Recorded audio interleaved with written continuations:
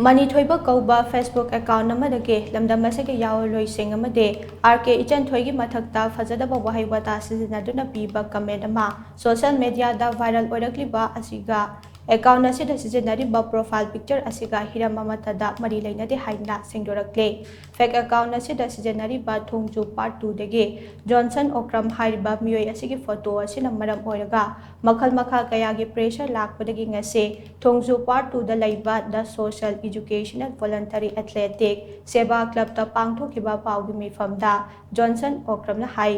Manitoiba hariba fake account asina post amada RK Ichan Thoi amade yawloi singbu hunduna ngangbagi comment ki screenshot ka loinana mahaki photo ga punna wisdom hub kauba Facebook page amana thagalakpadage housing viral oirakle Manitoiba hariba fake account asida Sijinariba mahaki photo ase lisingani taranipal da mahaki Instagram gi profile da thagakiba photo amakhakne mahaki photo ase Manitoiba hariba fake account asina Sijinaduna aranba thawong ase chatharambane hiramasi gi matang da cyber crime da su case ama register tawkhre thawong asina mahak masada natana yumgi ahal laman sing su laitafam khangdana lele Athuba matamda lamdamasigi achumba pamba lop amade miyamna Manitoiba hariba account asiba Sijinariba miyoi sing thidoktuna achumba aran khangdokminasi haina mahakna phongdokhe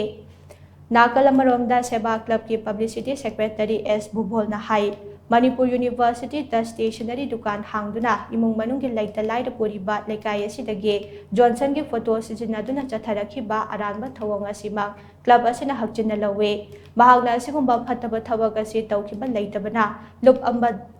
amade lanai miyoi singna mahaki mathakta akan masapho pibigano masa khangandana miyoi amagi photo Sijinaduna aranba thabak tawramliba miyoi sing phagatuna matik chaba chairak pi naba punna thidokminasi haina mahakna phongdokhe Photo Sijinabiraga mayamangda kana wisdom hub hariba page asida kana da kari comment pirubano khangdaba amagi wahawdegi aibu lana mayamna ubiba si ubigano masi aiga hiramamatada mari lenajade aduga ai inasu cyber crime da masigi mathakta complaint amasu thangkachagre aduga complaint asisu register tobigre aduga atuba matamda phanaba lebak mayam lamdam masigi maru eraba isinau sing amadi achumba Pambiba Tauminava Isnausing the Tidopina Hajari Miyangi Marakta Pataba cyber crime Hibatare Masiki Tabak Asigi Asingba Kudamamani Aigi Isa Johnson the Tauribase Aduna Mahaki lead of 2018 gi photo Amakasi Naviraga Madubu Kanagumakara Sagi Mamin Kariaba Manitoiba Hibasin Sinaraga Lana Sinaraga Lebak Miamda Lebak Lady Maruiba Loop the Miyangi lady Mayam social work activist Mayamgi Maminga Saye Sumba Nataba the Tobse Masi Hoyi Aran Matobuni Masi Tidominasi Lebak Miam Chumda Punna Tidominaga Asumasia